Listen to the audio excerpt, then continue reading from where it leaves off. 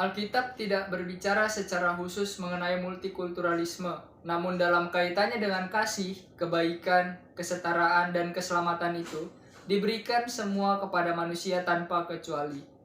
Perjanjian Lama mencatat sejarah perjalanan umat Israel sebagai umat pilihan yang dalam kehidupan mereka bergaul dan berjumpa dengan bangsa-bangsa lain yang memiliki budaya dan agama berbeda. Hubungan antara bangsa Israel dengan bangsa-bangsa yang ada di Kanaan yang menimbulkan berbagai pengaruh. Bangsa Israel berhadapan dengan kemajemukan budaya bangsa di sekitarnya. Namun dalam hal bersosialisasi, mereka tidak selektif.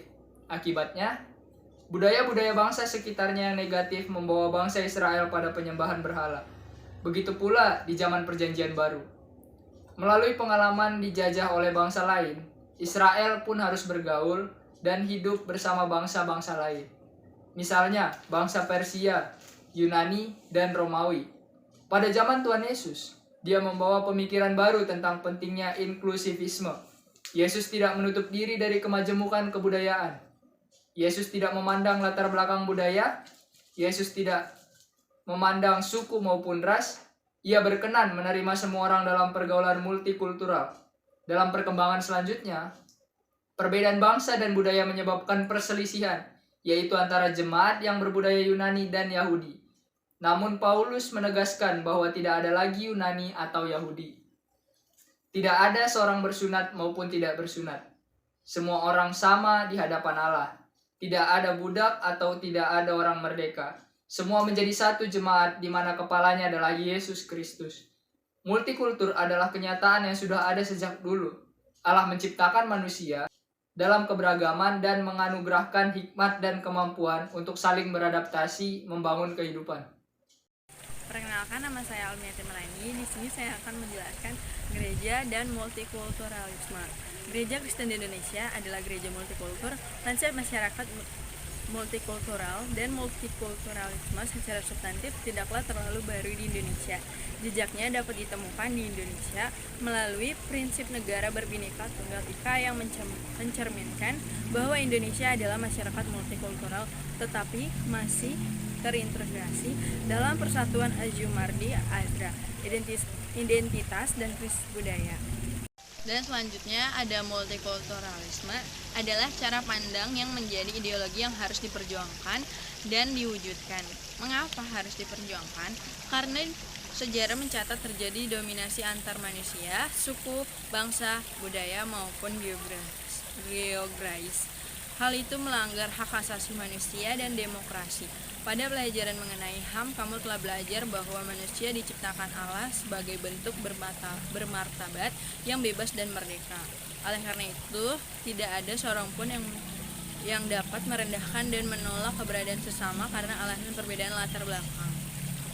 Sekian, terima kasih. Merancang proyek multikultur ada dua contoh. Yang pertama, dapat merancang berbagai kegiatan mulai dalam bentuk ibadah yang mengakomodir berbagai budaya, pelayanan bagi masyarakat umum tanpa memandang suku, budaya, dan agama, dan lain-lainnya.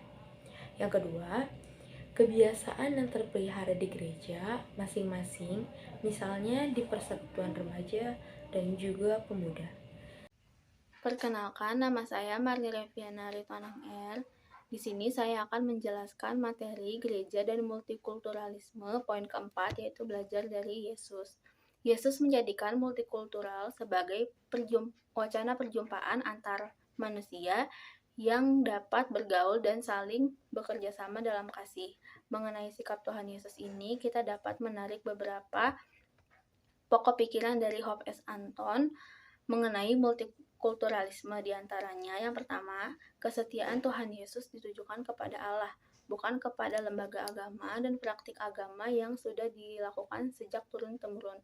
Konsekuensi dari sikap itu adalah ia mengasihi semua orang tanpa terkecuali. Karena sikap tersebut, Tuhan Yesus dijauhi oleh kaum Farisi dan ahli Taurat yang dengan begitu setianya kepada lembaga agama dan praktik agamanya sendiri daripada kepada Allahnya sendiri. Kritik-kritik Tuhan Yesus amat keras ditujukan pada mereka.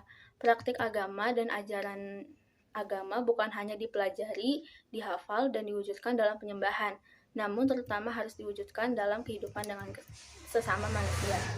Yang kedua, kasih dan solidaritas Tuhan Yesus ditujukan kepada semua orang tanpa terkecuali. Orang dari berbagai suku, tradisi, budaya, bahkan yang tidak mengenal Allah yang disembahnya pun ditolong olehnya. Yang ketiga, Tuhan Yesus memperkenalkan visi baru mengenai komunitas baru di bawah pemerintahan Allah. Semua orang sama di hadapan Allah dan memiliki tempat yang sangat penting dalam komunitas yang baru terbentuk karena kedatangan Tuhan Yesus. Selanjutnya yang keempat, kita juga belajar dari Tuhan Yesus bahwa walaupun identitas pribadi, rasial, suku, kelas sosial, maupun keagamaan merupakan kenyataan sosiologis, namun yang lebih penting adalah bagaimana dalam segala perbedaan yang ada, umat manusia memuliakan Allah dengan melakukan kehendak-Nya. Yang kelima, melakukan kehendak Allah dapat dilakukan dalam kemitraan dengan orang lain, baik itu dengan sesama orang Kristen maupun orang lain yang berbeda suku, bangsa, budaya, adat istiadat, bahasa, kebiasaan, status sosial maupun agama. Adapun tantangan yang dihadapi gereja dalam mewujudkan multikulturalisme. Yang pertama, di kalangan gereja tertentu, warisan kolonial yang bersifat anti budaya lokal masih mempengaruhi gereja dalam mewujudkan multikulturalisme. Oleh karena itu, dibutuhkan waktu dan pencerahan untuk mengubah pola pikir atau pandangan gereja-gereja seperti itu. Yang kedua, berbagai prasangka yang terus dibangun terhadap orang-orang dari kalangan suku, budaya, dan daerah tertentu. Yang ketiga, individualistik.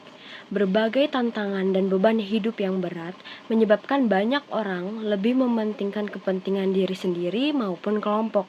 Akibatnya, kepentingan orang lain maupun kelompok lain tidak penting lagi.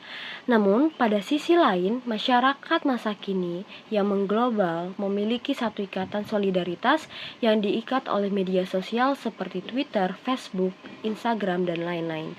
Masyarakat dunia akan cepat memberi reaksi dan simpati terhadap peristiwa-peristiwa kemanusiaan yang dimuat di YouTube ataupun media sosial lainnya. Contohnya ketika terjadi tsunami di Aceh pada tahun 2004, bantuan datang dari berbagai belahan dunia.